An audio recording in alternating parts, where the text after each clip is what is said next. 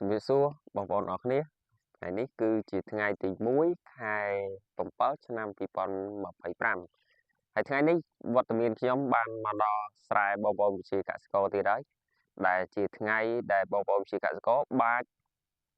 ហើយនឹងបាញ់ជីនៅក្នុងវគ្គផ្ដាច់បាទទៅលើស្រូវអាយុ40ទៅ45ថ្ងៃហើយការប្រើប្រាស់នេះគឺគាត់ប្រើប្រាស់ជាមួយនឹងជីសរីរាង្គ AB Power Boost ដែលជាផលិតផល brand របស់ក្រុមហ៊ុន NJ Boost Group ហើយ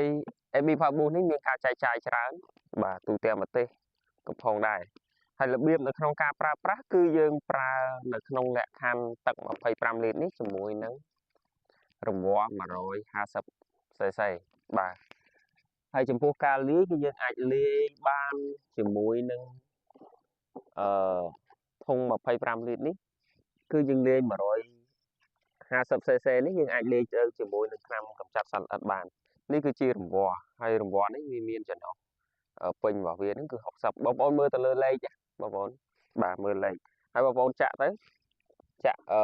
150បានន័យថាយើងចាក់53ដងមកបាទ53ដង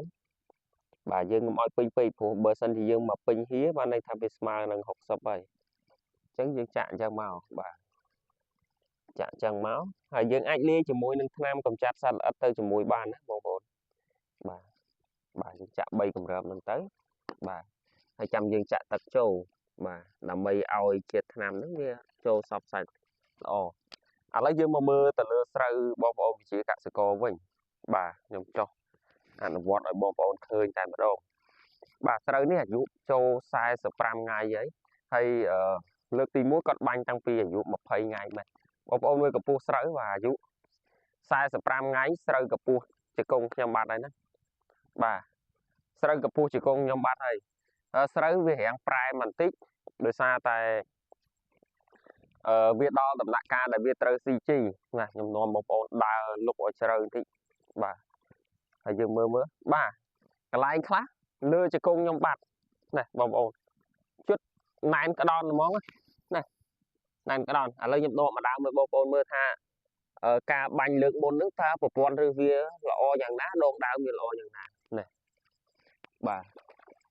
នេះឥឡូវ45ថ្ងៃបងប្អូនដើម45ថ្ងៃគឺកម្ពស់ខ្ពស់បាទប្រព័ន្ធឬ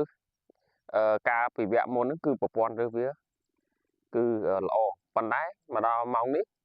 ប្រព័ន្ធឬគឺវាបានប្រែត្រឡប់មកវិញហើយអញ្ចឹងហេតុផលដែលយើងឲ្យកសិករគាត់បាញ់នៅក្នុងវគ្គ45ថ្ងៃនេះគឺដើម្បីឲ្យស្រូវនេះបង្កើតសមត្ថភាពនៅក្នុងការបញ្ចេញនៅប្រព័ន្ធឬម្ដងទៀតដើម្បីត្រៀមនៅក្នុងការស្រូបយកសារធាតុចិញ្ចឹមដើម្បី